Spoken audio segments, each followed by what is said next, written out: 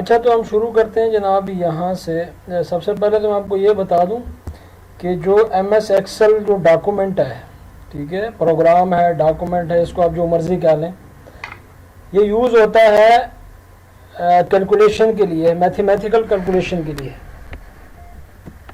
ठीक है। अगरचे इसके अंदर कुछ ग्राफिक्स वगैरह हैं, लेकिन इसका जो मेन पर्पज़ है वो है मैथमेटिकल कैलकुलेशंस।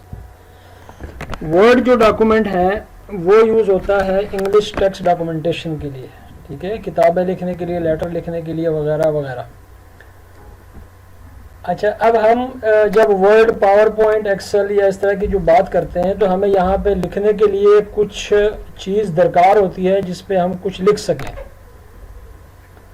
अगर हम बात करते हैं वर्ड की, तो वर्ड में क्या होता है, हमारे पास पेजेस होते हैं, वहाँ पे हम पेजेस इंसर्ट कर रहे होते हैं कि ये पेज, फिर दूसरा पेज, तीसरा पेज, और ऊपर से नीचे की तरफ आ रहे होते हैं। एक्सेल में जब हम बात करते हैं तो हमारे पास जो डॉक्यूमेंट होता है वो शीट्स में होता है, और ये जो आपको पूरा नज़र आ रहा है, पूरा सेटअप जिसके अंदर आपको इस वक्त 3 शीट्स नज़र आ रही हैं, इस टोटल को कहते हैं वर्कबुक। क्या कहते हैं? इस टोटल को कहते हैं वर्कबुक। आगे इसके अंदर आप काफ़ी सारी शीट्स जो हैं वो इंसर्ट कर सकते हैं, ठीक है। एक वर्कबुक के अंदर काफ़ी सारी शीट्स हो सकती हैं, लेकिन एक शीट के अंदर वर्कबुक नहीं हो सकती। अब उस शीट को इंसर्ट करने के तरीके अपने अपने हैं, लेकिन मैं पहले आपको जो इसका इंटरफेस है इसका मैं आपको बता दूं कि ये आपके सामने जो एक मुकम्मल फील्ड है जिसमें मैंने अभी ये वर्कबुक लिखा हुआ है। एक्सेल में जब हम लिखते हैं तो ये हमारा जो टेक्स्ट है ये किसी एक सेल के अंदर लिखा जाता है, और ये जो सेल है ये combination of row and column, इसको हम सेल कहते हैं, ठीक है। जहाँ पे रो और कॉलम एक दूसरे को क्रॉस कर रहे होते हैं और एक डब्बा बन रहा होता है, इसको हम कहते हैं सेल। हमारी जितनी भी फॉर्मेटिंग है, जितनी भी कैलकुलेशंस हैं, ये सेल के ऊपर होगी, किसी भी एक सेल या एक से ज़्यादा सेल्स के ऊपर। और उसके लिए उस कैलकुलेशन को करने के लिए हमें उन सेल या सेल्स को सेलेक्ट करना ज़रूरी है। फ़र्ज़ किया मैंने यहाँ पे ये सेल लिख दिया है या मैंने ये वर्कबुक लिख दी है, ठीक है। अब मैं इसको सेल को थोड़ा सा जब छोटा करता हूँ, अब आप देखेंगे तो ये वर्कबुक का जो बी और ओ के जो है ये दूसरे सेल के अंदर चला गया, बज़ाहिर ऐसा मालूम होता है, लेकिन ये ऐसा है नहीं। ये पूरे का पूरा वर्कबुक एक ही सेल के अंदर लिखा हुआ है। हमें अगर इसके ऊपर वर्क करना है, इसके फॉन्ट को चेंज करना है, कलर को चेंज करना है, तो हमें C4 में आना होगा। C कॉलम और 4 इसकी रो। अब अगर मैं यहाँ पे आ जाऊँ D4 में और इसके ऊपर काम करता रहूँ, फ़र्ज़ किया मैं इसको बोल्ड करने की कोशिश करूँ, तो इसके ऊपर कोई असर नहीं होगा, क्योंकि मैंने वो जगह ही सेलेक्ट नहीं की जहाँ पे मेरा डाटा पड़ा हुआ है। अगर चाहिए वहाँ निकल गया है, उसको जगह ना मिलने की वजह से दूसरे सेल में ये चला गया है। तो बताने का मकसद ये है कि हमारा सब कुछ जो हम करेंगे वो किसी एक सेल या सेल्स में करेंगे। इंटरफेस के ऊपर आप गौर करते हैं तो हमें ये जो इसके अंदर बटन नज़र आ रहे हैं, सारी चीज़ें नज़र आ रही हैं, हमें इनके नामों का जानना ज़रूरी है। अगर कल को हम बात करते हैं कि यहाँ पे जाना है तो फिर आपको पता चले कि ये किस चीज़ की बात हो रही है। फ़र्ज़ किया मैं आपको बताता चलूँ कि यहाँ पे जो आपको ऊपर नज़र आ रहे हैं, home, insert, page layout, formula, data और रिव्यू और व्यू, इन सब को कहते हैं टैब, ठीक है जी। अच्छा, अब हर टैब के अंदर एक बटन का पैनल होता है। हर टैब के अंदर एक पैनल होता है बटन्स का, और उसको कहते हैं रिबन। क्या कहते हैं? उसको कहते हैं रिबन। और हर रिबन के अंदर फिर मुख्तलिफ किस्म के बटन्स होते हैं, ठीक है। हमारी कहानी टैब से शुरू हुई थी, रिबन पे जाके, बटन्स पे जाके ख़त्म हो गई। टैब, होम का टैब में आता हूं तो मुझे पैनल यहाँ पे मिलता है क्लिपबोर्ड का, ये वाला। इस क्लिपबोर्ड के अंदर ये काफ़ी सारे बटन हैं, कट, कॉपी, फॉर्मेट, पेंटर वगैरह, पेस्ट वगैरह। ये क्लिपबोर्ड हमारा एक रिबन है, फॉन्ट हमारा एक रिबन है, अलाइनमेंट एक रिबन है, नंबर एक रिबन है। इसके अंदर जो चीज़ें नज़र आ रही हैं आपको, इनको बटन कहा जाता है, ठीक है। ये हर एक बटन है और उसकी शक्ल अगरचे बटन से डिफरेंट है, लेकिन इसके ऊपर जब आप क्लिक करते हैं ये कोई ना कोई टास्क परफॉर्म कर रहे होते हैं एक टाइम में, ठीक है। अच्छा, अब यहाँ पे आप थोड़ा सा नीचे देखेंगे तो आपको यहाँ पे दो चीजें नजर आ रही होंगी, एक ये जहाँ पे H3 लिखा हुआ है, दूसरा ये जहाँ पे F का निशान है और यहाँ पे बटन लिखा हुआ है। जहाँ पे F3 लिखा हुआ है इसको हम कहते हैं नेम बॉक्स, या फिर आप इसको दूसरे लफ्जों में एड्रेस बार भी कह सकते हैं, ठीक है। दूसरी तरफ जहां पे आपको अभी मैंने ये कहा था कि FX छोटा सा लिखा हुआ है, जब हम इस पे आते हैं तो इसको हम कहते हैं फार्मूला बार। हम जो कुछ किस ये जहां पे मैं गया हूं इसको मैंने नेम, जब मैं यहाँ पे कर्सर लेके गया हूं तो यहाँ पे नेम बॉक्स आया है, ठीक है। इसको एड्रेस बार भी कहते हैं। एड्रेस बार इस वजह से कहते हैं, ये आपको आपके कर्सर की लोकेशन बता रहा होता है कि आपका कर्सर इस वक्त कहाँ पे है। मेरा कर्सर इस वक्त पड़ा हुआ है G4 पे, G कॉलम और 4 रो पे, ठीक है। नेम बॉक्स इसको इसलिए कहते हैं कि अगर हम आगे चलेंगे और आगे थोड़ा सा आगे एक्सेल में काम करेंगे तो वैलिडेशन और कुछ चीज़ें इस तरह की हैं जहाँ पे हम नेम्स बाकायदा बनाएंगे, ठीक है, इसलिए इसको नेम बॉक्स भी कहते हैं। लेकिन इसके साथ ही जो दूसरा बटन, जो दूसरे आपको बार नजर आ रही है, इसको फार्मूला बार कहते हैं।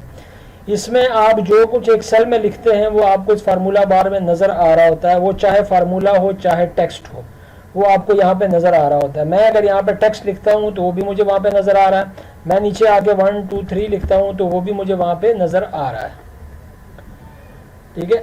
इसको फार्मूला बार इस वजह से कहते हैं कि फर्ज किया अगर मैं इसमें एक फार्मूला ऐड करता हूं, मैं इसमें फार्मूला मैंने ये ऐड कर दिया है, मेरे पास यहाँ पे जो रिप्लाई आया है वो है 1 to 6 का, मैंने 1 to 3 में 3 प्लस किया है, 1 to 6 आया है।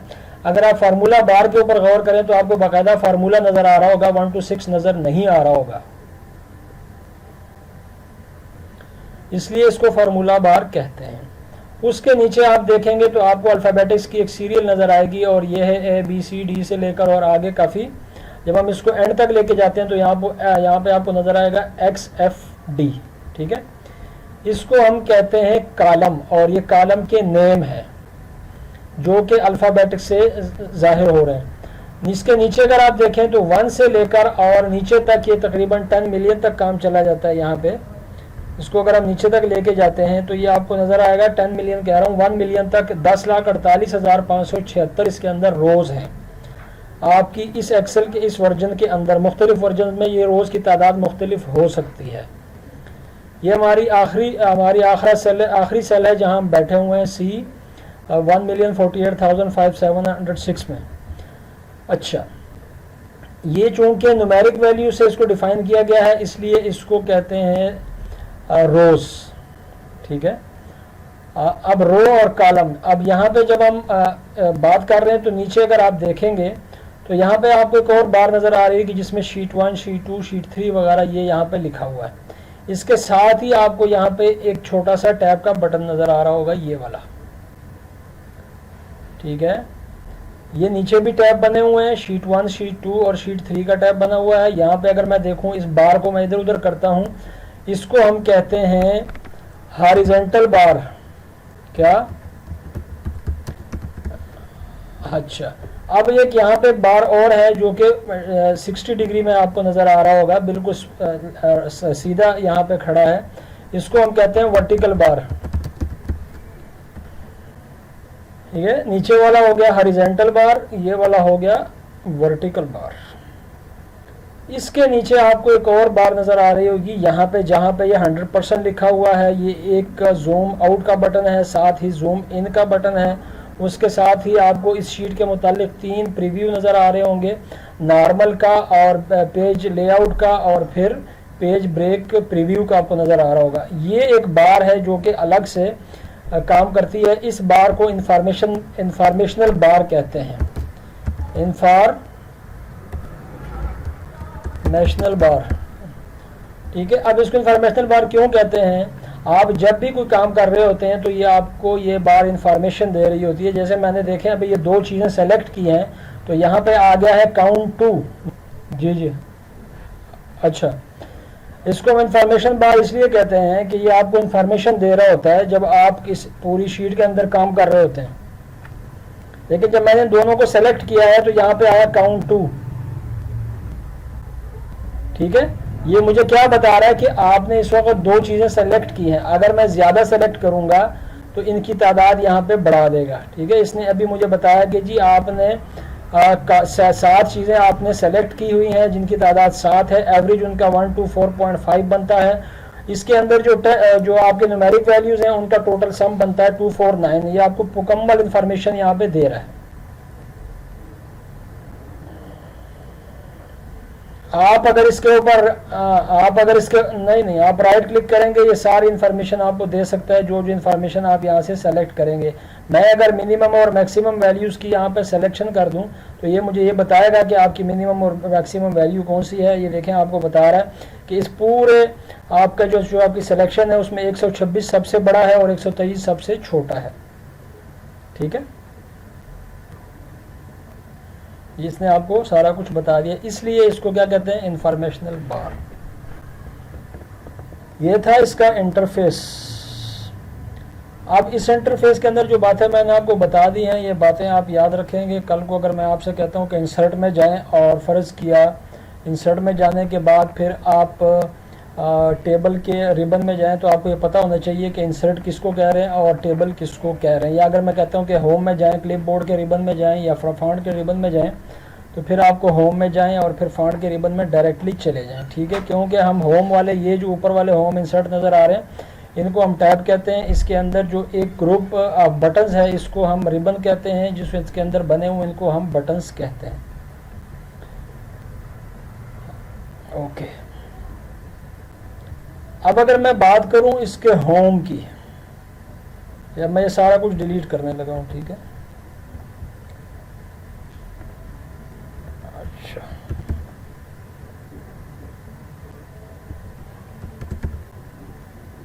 अच्छा, अब अगर मैं बात करता हूं इसके होम की, तो होम में जो एक चीज़ बहुत अहम है वो है फॉन्ट।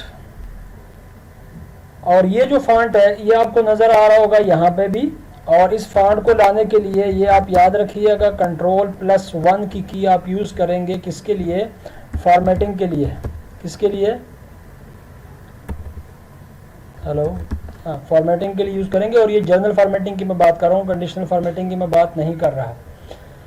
अगर मैं यहाँ पर Ctrl+1 यूज़ करता हूँ, देखिए मैंने पे Ctrl+1 को प्रेस किया है, यहाँ पे एक विंडो ओपन होगी। वो आपकी ये सारी चीज़ें जो कि फॉन्ट के अंदर नज़र आ रही हैं वो आपको यहाँ पे शो कराएगा यहाँ पे। ठीक है, उसमें अलाइनमेंट भी है, उसमें फॉन्ट भी है, उसमें बॉर्डर भी है, उसमें फिल भी है, उसमें प्रोटेक्शंस भी हैं। ठीक है, अब जब हम बात करते हैं सिर्फ नंबर की, तो नंबर का जो आपका यहाँ पे ये जो टैब बना हुआ है, ये नंबर का टैब आपको यहाँ पे मिलेगा इस नंबर के रिबन के अंदर। ये सारा कुछ वहाँ जब हम Ctrl+1 को प्रेस करते हैं तो उसके अंदर ये सारी चीज़ें आ जाती हैं। कंडीशनल फॉर्मेटिंग के अलावा बाकी सारा कुछ वहाँ पे आ रहा होता है। जब हम फॉन्ट की बात करते हैं तो फॉन्ट आपको पता है कि फॉन्ट के आप स्टाइल को चेंज कर सकते हैं, आप इसको बड़ा कर सकते हैं, आप इसको छोटा कर सकते हैं, आप इसके कलर को चेंज कर सकते हैं, आप इसके बैकग्राउंड को चेंज कर सकते हैं। फॉन्ट में जहाँ पे ए लिखा हुआ है और उसको कलर किया हुआ है, इसका मतलब है कि यहाँ से फॉन्ट के कलर ने चेंज होना है। जहाँ पे ये पेंट का ब्रश बना हुआ है, यहाँ पे आपको पता होना चाहिए कि ये बैकग्राउंड को जाके चेंज करेगा। दोनों को मैंने प्रेस किया है तो, और इसको थोड़ा सा मैं बड़ा भी कर देता हूँ। ये आपके पास एक ए बड़ा लिखा हुआ है, इसका मतलब है कि यहाँ से आप इसको बड़ा कर सकते हैं। मैनुअली आप करना चाहते हैं, आप यहाँ पे जाएं और यहाँ पे मैनुअली आप लिख सकते हैं जो भी फॉन्ट का साइज़ और यहाँ पे उसको बड़ा कर देगा। वैसे भी अगर आप यहाँ से करना चाहते हैं, ये जो ड्रॉप डाउन लिस्ट है, इससे भी आप इसको छोटा बड़ा कर सकते हैं। फॉन्ट के स्टाइल को आप यहाँ से बड़ा कर सकते, चेंज कर सकते हैं। आपको जो फॉन्ट पसंद हो वो फॉन्ट आप यहाँ पे सेलेक्ट करके आप, लेकिन बशर्त ये कि आपने, देखिए अब Ctrl+1 के ऊपर कोई असर नहीं हो रहा। उसकी वजह यह है कि मैंने वो सेल ही सेलेक्ट नहीं किया, मैंने सेल ही सिर्फ फॉर्मेटिंग का सेलेक्ट किया हुआ है, इसलिए जो भी मैं चेंजेस ला रहा हूँ मैं इसके ऊपर ला रहा हूँ। ठीक है, अगर आप इसको बोल्ड करना चाहते हैं, जस्ट Ctrl+B का आपको पता होगा, Ctrl+B करेंगे। इटैलिक करना चाहते हैं, Ctrl+I करेंगे। अंडरलाइन करेंगे तो Ctrl+U करेंगे।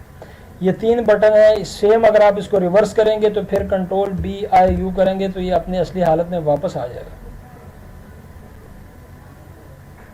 अच्छा, अब इसके अंदर दो चीज़ें जो हैं वो आपने जहन में रखना है, वो है कि जनाब ये जो आपका टेक्स्ट लिखा हुआ है, इसको अगर मैं इस पर गौर करूँ तो ये टेक्स्ट को मैं थोड़ा सा नीचे लेके आता हूँ। ये आपका एक सेल है जो इसको मैंने येलो हाईलाइट किया हुआ है। इस जो आपका टेक्स्ट लिखा है उस पर आप गौर करें तो ये आपका टेक्स्ट लिखा हुआ है इस सेल के बॉटम में और लेफ्ट साइड पे लिखा हुआ है, इंतहाई लेफ्ट साइड पे और बॉटम में लिखा हुआ है, ठीक है। और इसको अगर हम यहाँ पे देखें तो यहाँ पे आपको दो बटन ऊपर नज़र आ रहे होंगे और यहाँ पे तीन बटन ऊपर और 3 नीचे नज़र आ रहे होंगे, और ये है अलाइनमेंट के बटन। और अलाइनमेंट यहाँ पे कैसे करते हैं? अलाइनमेंट यहाँ पे सेल्स के अंदर होती है, सेल या सेल्स के अंदर अलाइनमेंट होती है। ऊपर से नीचे से दाएं से बाएं से आप एक टेक्स्ट को बराबर करके अपने सेल में लिख देते हैं, उसको उसकी अलाइनमेंट कहते हैं। अगर फ़र्ज़ किया मैं ये वाला बटन और ये वाला बटन दबा दूं, इस टाइम ये जो टेक्स्ट है ये बिल्कुल दरमियान में है इस सेल के। अब उस पर कोई फ़र्क नहीं पड़ता, मैं सेल को बड़ा करता चला जाऊंगा तब भी ये दरमियान में ही रहेगा, ठीक है। ये कहीं भी नहीं जाएगा क्योंकि मैंने अलाइनमेंट कैसे की है? मिडल में की है मैंने यहाँ पे, और ऊपर मैंने इसको सेंटर में किया है। नीचे वाले को अगर आप देखें ये 3 बटन, तो ये क्या काम करते हैं? इस पर अगर आप यहाँ पे आएंगे तो ये वाला जो बटन है ये आपको अलाइन करेगा लेफ्ट साइड पे, ये वाला अलाइन करेगा राइट साइड पे, ये वाला करेगा मिडल में। और ये वाला जो है जो ऊपर वाले 3 बटन है ये बॉटम अलाइन करेगा, ये आपका मिडल में करेगा, और ये वाला जो है ये आपका टॉप के ऊपर लेके जाएगा। यही चीज़ें जब मैंने कंट्रोल 1 किया था तो यहाँ पे ये चीज़ें मौजूद थी। आप अलाइनमेंट में जाएं, यहाँ से आप इसको बड़े आराम से कर सकते हैं। आप यहाँ से आप देखें टेक्स्ट की, मैं अगर यहाँ से अलाइनमेंट करना चाहूँ और इसको मैं डिग्री यहाँ पे चेंज करता हूँ, फ़िलहाल यहाँ पे मैंने इस डिग्री पे लेके आया, अब मैं इसको ओके करता हूँ, आप देखेंगे कि इसकी अलाइनमेंट अब कैसे हो गई है, ठीक है। यही अलाइनमेंट आपको यहाँ से भी मिल सकती है। अगर आप यहाँ पे गौर करें तो आपको यहाँ पे बटन बना हुआ है और ये आपको बता रहा है कि आप इसको किस तरह से अलाइन करना चाहते हैं। वर्टिकली आप चाहते हैं तो ये टेक्स्ट वर्टिकली हो जाएगा, अगर आप इसको वर्टिकली नहीं चाहते और आप इसको इस रोटेशन में चाहते हैं तो इस रोटेशन में टेक्स्ट हो जाएगा। कंट्रोल 1 को प्रेस करेंगे, यहाँ पे आके आप इसकी डिग्री को 0 करेंगे, एंटर को प्रेस करेंगे तो यह वापस अपनी हालत में आ जाएगा। अच्छा, एक चीज़ होती है, एक तो काम हमारा है सेल के अंदर है, दूसरा काम हमारा होता है शीट्स पे, ठीक है। अब शीट के अंदर एक तो ये शीट है जिसको शीट नंबर 1 दिया हुआ है, एक शीट है जिसका हम प्रिंट लेके किसी को प्रेजेंट करेंगे, वो एक अलग से चीज़ है। जिस तरह अगर फ़र्ज़ किया मैं यहाँ पे Alt F V करता हूँ और मैं इसके प्रीव्यू में जाता हूँ तो आपको नज़र आएगा कि ये इसने एक शीट बना दी है और इस सूरत में इसका प्रिंट ये देने जा रहा है। जब मैं इसको एस्केप के बटन से वापस आता हूँ और एक्सेल की शीट में आता हूँ तो यहाँ पे आप देखेंगे ये लाइंस जो अभी मौजूद हैं ये पहले नहीं थी, ठीक है। ये वाली लाइन और अगर हम नीचे आ जाएं तो फिर यहाँ पे आपको और भी लाइंस नज़र आएंगी।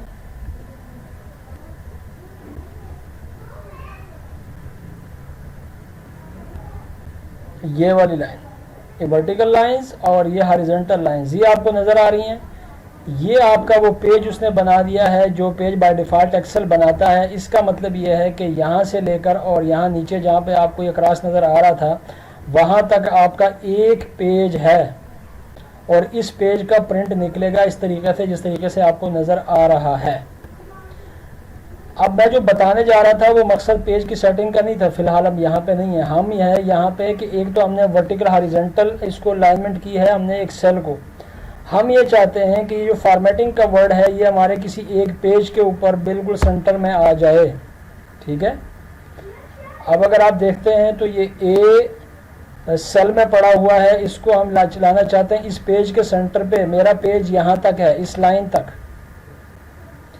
एक लफ्ज़ यहाँ पे यूज होता है मर्ज एंड सेंटर का। क्या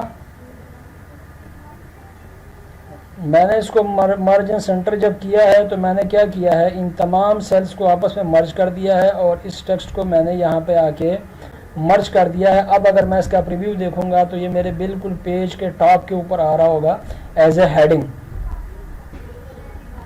ये है आपके मर्ज एंड सेंटर का फ़ायदा कि आप इससे क्या फ़ायदा ले सकते हैं। वैसे भी अगर आपने एक या दो से ज़्यादा सेल्स को मर्ज करना हो तब भी आप इसका इस्तेमाल कर सकते हैं। लेकिन आप मेरी बात याद रखिएगा कि जब आप 2 या 2 से ज़्यादा सेल्स को इस्तेमाल करते हैं और इसमें दोनों में डाटा पड़ा हुआ हो तो ये फिर आपको एक मैसेज देता है कि जी आपके एक सेल का डाटा रहेगा और दूसरे सेल का डाटा ऑटोमेटिकली डिलीट हो जाएगा। यहाँ पे आप ये मैसेज पढ़ सकते हैं, the selection contains multiple data values merging into one cell will keep the upper left, जो लेफ्ट वाला आपका डाटा है उसको ये रहेगा और राइट वाले को क्या कर देगा, डिलीट कर देगा। आप ओके प्रेस करेंगे तो वही होगा जो हो गया। ये आपका मर्ज के दौरान होगा जब आप 2 या 2 से ज़्यादा सेल्स को आपस में मर्ज करते हैं। ठीक है जी। अगर आप देखें, अगर आपके पास 2 सेल है ना, आपने 2 सेल्स में काम किया हुआ है, तो फिर आप इन दोनों को अगर आप मर्ज करने जाते हैं तो फिर आपको ये एक मैसेज दे देगा। और वो मैसेज क्या देगा, वो मैसेज आपको ये देगा कि जनाब एक साइड की वैल्यू जो है वो आपकी डिलीट हो जाएगी, और वो आपको बता रहा है कि जो आपके लेफ़्ट साइड की वैल्यू है ये डिलीट हो जाएगी, राइट साइड की वैल्यू अपनी जगह पे कायम रहेगी। अगर आप उसको ओके कर देंगे तो वो लाजिम बात है उसको डिलीट कर देगा और आपके लिए उन 2 सेल्स को मर्ज कर देगा। ये काम आपको ये खाली सेल्स के दौरान नहीं। जी जी पूछें।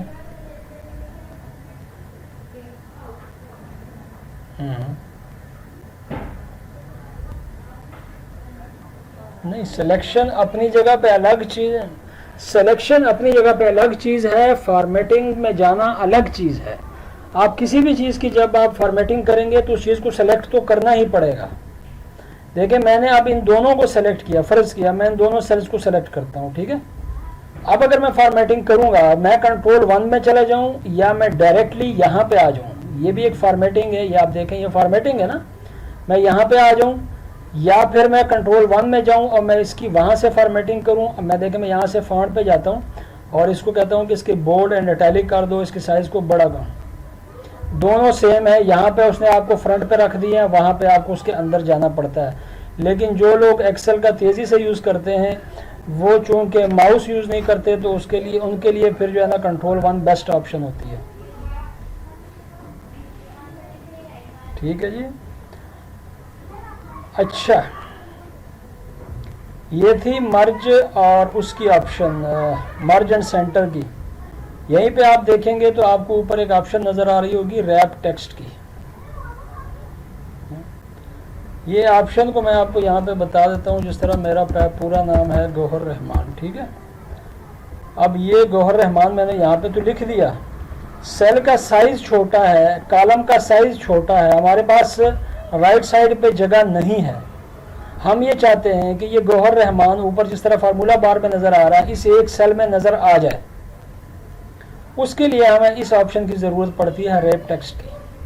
जैसे हम इसको रैप टेक्स्ट करेंगे, इसने कर दिया है। अब हमें क्या करना है, इसके रो के साइज़ को थोड़ा सा बड़ा करना पड़ेगा। और वो रो का साइज़ कैसे बड़ा होगा, आप जहाँ पर आपकी रो है, मैं दोबारा वापस जा रहा हूँ, ये मैंने आपको बताया नहीं, जहाँ पे आपकी रो आपस में टच हो रही है यहाँ पे आप माउस को लेके जाएंगे, यहाँ पे जस्ट डबल क्लिक करेंगे और यहाँ पे जहाँ पे कॉलम आपका टच हो रहा है यहाँ पे भी डबल क्लिक करेंगे तो ये इसको ऑटो एडजस्ट कर लेगा।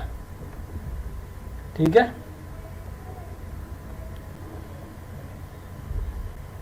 डबल क्लिक से हो जाता है। अब मैंने गौहर रहमान यहाँ पे लिख दिया इस सेल के अंदर, और चूंकि मुझे रहमान को आगे नहीं लिखना था, इसी एक सेल में लिखना था, मेरे पास जगह की कमी थी, तो मुझे रैप टेक्स्ट की ज़रूरत यहाँ पे पड़ गई। अगर मैं इसको रैप टेक्स्ट नहीं करता तो ये रहमान आगे चला जाएगा और फिर क्या करेगा कि वहाँ पे मसला क्रिएट करेगा, या फिर रहमान जो है, देखिए अब आगे क्यों नहीं जा रहा, क्योंकि अगले सेल के अंदर डाटा है। जब अगले सेल के अंदर डाटा नहीं होगा तो ये रहमान ऑटोमेटिकली वहाँ पे नज़र आएगा, लेकिन अगर वहाँ पे डाटा है तो ये रहमान इसी सेल के अंदर गुम हो जाता है। इसलिए इसको विजिबल करने के लिए आपको रैप टेक्स्ट यहाँ पे इस्तेमाल करना पड़ता है। हाँ जी, अच्छा। अब उसके अलावा यहाँ पे 2-3 चीज़ें जो बिल्कुल कॉमन है। एक इसके अंदर जो ऑप्शन आ रही है ना, एक तो ये है कि मैं यहाँ से कॉपी करता हूँ और जस्ट यहाँ पे आके मैं इंटर प्रेस कर दूँ, ये यहाँ पे आके पेस्ट हो गया। यहाँ से आप कॉपी करता हूँ, यहाँ पे कंट्रोल वी करता हूँ और यहाँ पे आके ये पेस्ट हो गया। ठीक है, कंट्रोल वी और कंट्रोल सी ये आम कीज़ हैं जो कि नॉर्मली यूज़ होती हैं। अच्छा, एक है पेंटर का, फॉर्मेट पेंटर। फ़र्ज़ किया मैंने यहाँ पे इस गौहर रहमान को लिखा है और मैं इसको क्या करता हूँ, जाके इसको नो फिल करता हूँ और इसको भी जाके ऑटो में भी कर देता हूँ और ये काम सारा कुछ इसको मैंने नॉर्मल कर दिया है। अब जो मुझे फॉर्मेट पेंटर की ज़रूरत पड़ेगी उसका मकसद क्या है कि मैं यहाँ से एक फॉर्मेटिंग उठा रहा हूँ। देखें आप कर्सर की शक्ल चेंज होगी, इसका बुरश लग गया, ठीक है। ये वाली फॉर्मेटिंग मुझे चाहिए यहाँ पे है। मैंने जस्ट इसको यहाँ से यहाँ इसको हाईलाइट करके वहाँ से उस बटन पे क्लिक किया और यहाँ पे लाके इसको छोड़ दिया, ठीक है। इंटर करने के बाद जब मुझे पता चला तो उसने सेम उसको जो फॉर्मेट उसका था वही फॉर्मेट इसका आके कर दिया। यही फॉर्मेटिंग आप अगर देखें तो यही आपका फॉर्मेटिंग जो है, ये आपकी जो वैल्यूज़ हैं, जो आपकी न्यूमेरिक वैल्यूज़ हैं, उनके साथ भी यही कुछ करता है। देखें अगर मैं इसको इसके पीछे मतलब है कि डेसिमल का इजाफा करना चाहता हूँ या नहीं करना चाहता और इसको मैं लिखना चाहता हूँ काउंटिंग के रूल्स में, तो फिर मैं अगर फ़र्ज़ किया मैंने यहाँ पे नीचे एक और लिखा हुआ है और वो भी बिल्कुल सिंपल है, उसमें ऐसा कुछ नहीं है। तो मैं यहाँ पे देखें क्या हो गया आपका डिस्क नहीं, ठीक है। अच्छा मैं यहाँ पे देखें मैंने ये लिख लिया, ठीक है। अब इस पे ऊपर ऐसी कोई फॉर्मेटिंग नहीं है। अब मैं यहाँ से इसको इसके फॉर्मेट को उठाऊँगा तो इसके फॉर्मेट को उठा के यहाँ पे लाके पेस्ट करूँगा तो भी ये वैसे ही हो जाएगा जिस तरह का ऊपर वाला हमने लिखा हुआ है। जो नॉर्मली हमारे अकाउंटिंग में या करेंसी वगैरह लिखने के लिए जो हम न्यूमेरिक वैल्यूज़ लिखते हैं उनको इस तरीके से लिखा जाता है ताकि पढ़ने में आसानी रहे। जब 3 के बाद कामा लगता है तो 1000 पे चला जाता है, उसके बाद फिर जब वो कामा लगता है तो फिर वो 1 लाख पे चला जाता है, ठीक है। तो ये था आज का आपका सेशन। अगर आपको कुछ सवाल करना है तो आप करना है।